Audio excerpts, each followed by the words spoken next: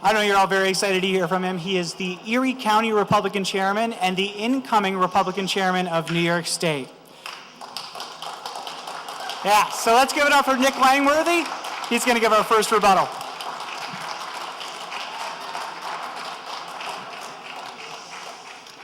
Good evening. It's tough to compete with a bar, I know, and how do you follow a show like this? But I appreciate being invited to speak here tonight, and this is a wonderful tradition. I was a little surprised to get the call, to be quite honest. The press inviting a Trump supporter to their biggest celebration of the year is kind of like having Rashida Tlaib and Ilhan Omar at your Passover Seder. You know, as you know, I come from Buffalo. I'm that guy from Buffalo that ran against Ed Cox. And those of you from downstate might think that the name has something to do with the animal, but the name of our city actually comes from the French word "beauflou," which actually is derived from a Seneca phrase that means economic development boondoggle.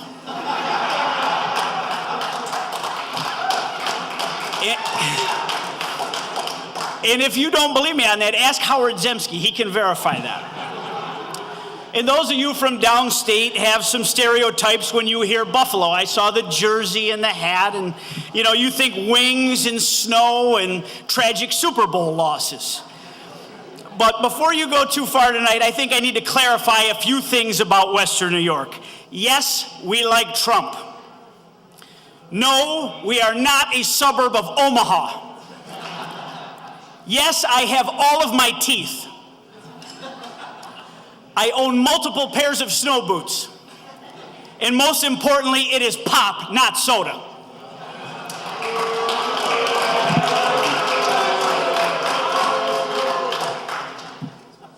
As you know, I've been running to lead the New York Republican Party, and we're not exactly on a hot streak here.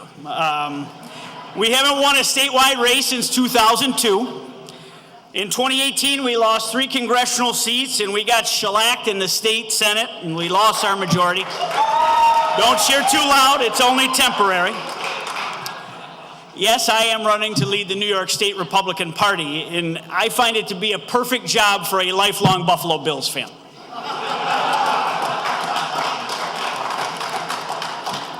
Now, you may think that my challenge means that I don't respect my elders, or a man that has led Republicans against overwhelming odds for almost a decade in difficult environments while struggling to raise money against well-funded Democratic opponents.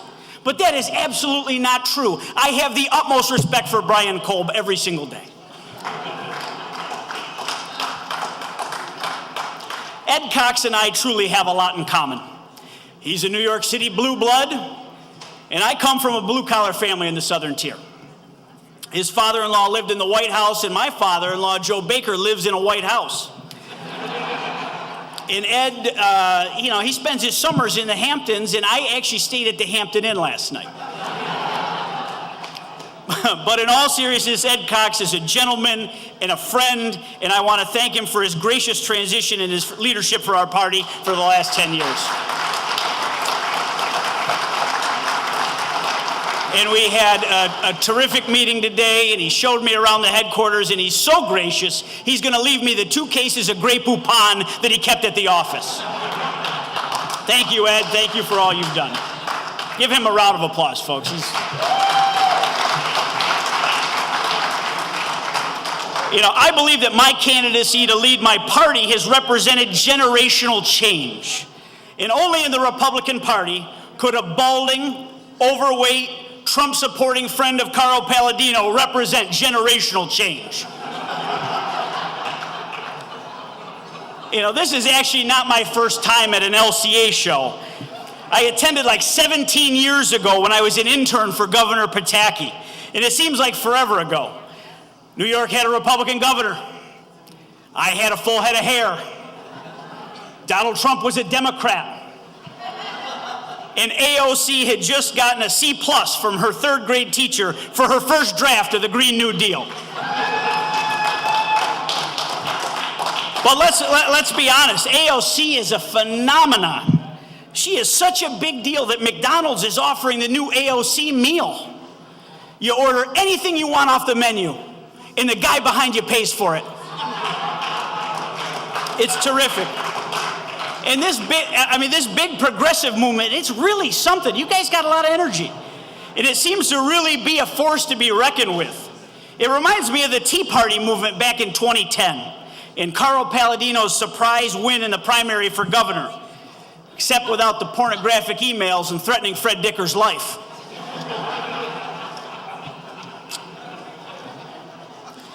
But speaking of Republican gubernatorial candidates, it was great to see Marcus Molinaro today when I was at the state party headquarters. And, you know, the thing, it was tough for us because Marcus told everyone, I didn't vote for Trump. I wrote in Congressman Gibson's name. You know, he tried to have it both ways. And I'll be honest, I talked to the president last week.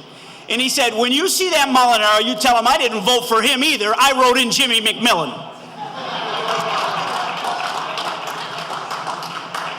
You know, prostitutes were in the Capitol last week.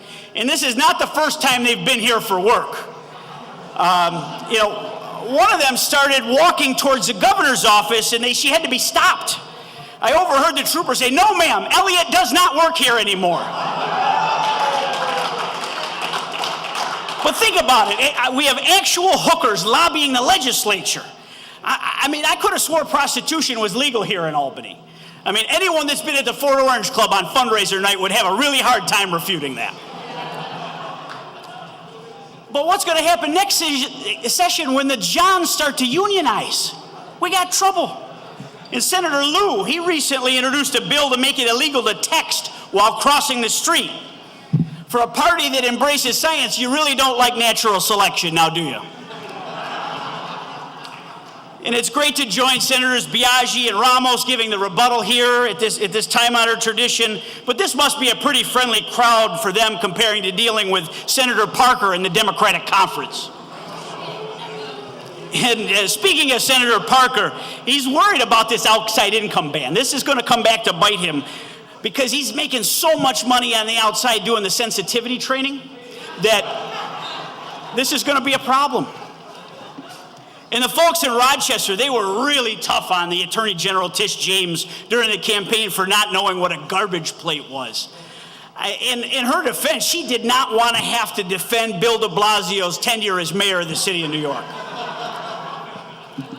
And now we have a plastic bag ban. And I got to tell you, when I go to Wegmans back home, the old ladies are screaming in the grocery store. But I guess we're saving the environment, doing the right thing. But what I was hoping Governor Cuomo would do was actually ban douchebags. And that would help us save our state. But there's always next session, right, folks? You know, it's a shame that the progressives and some people probably in this room killed this Amazon deal. It was truly going to be Andrew Cuomo's legacy as our governor. But sadly for him, his Amazon legacy is that his autobiography is ranked 1,495,126 on the Amazon bestsellers list. But that's still a better result than the Tesla deal so far. So you could say that the Buffalo Billion has destroyed more careers than it's created at this point. I mean, hell, even the CEO of Tesla lost his job. I mean, would anyone invest money in this company if the CEO's name was George Williams and not Elon Musk? I mean, this trendy, mysterious figure. Only in New York can a governor think that it's a good idea to spend $1 billion on a company that makes solar panels in a city that he goes to every 2 weeks to take a ride in a snowplow to yell at people stuck in the snow on the side of the road.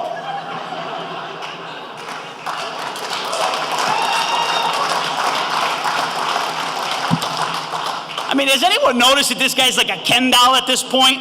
I mean, he comes with different outfits regardless of the phony crisis he's handling. Where's he going to keep all those outfits now that he got kicked out of Barbie's dream house?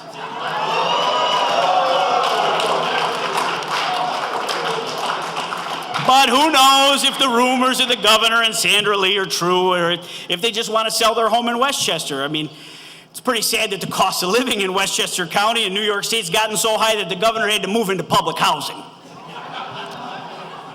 But if he gets bored with that mansion, and I know it's a little old, maybe he can move to Buffalo. We got a lot of great things going on. And after all, the state already owns a $1.2 million square foot, mostly empty factory, and he could make a hell of a loft pad out of that place. But I do want to thank the governor for one thing. Getting Kathy Hochul out of Western New York. She's a very, very talented politician, and she has flip-flopped on so many issues. She makes Kirsten Gillibrand look consistent. And let's give it up for our junior senator, folks, running for president. Wow! I actually brought with me a list of all the Democratic elected officials that have endorsed her candidacy here in New York. And as you'll see on this list, it actually matches her record in the U.S. Senate. So, a lot of accomplishments. So we now, as New Yorkers, can be very proud to announce that our #1 export to the nation is presidential candidates that can't get to 1% in Iowa or New Hampshire. Congrats, Bill and Kristen, you did it.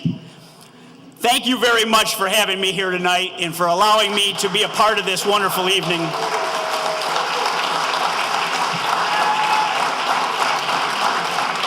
I look forward to coming back many times, and I want to thank the Albany Press Corps for working every day to hold this governor accountable. Thank you, and God bless you all.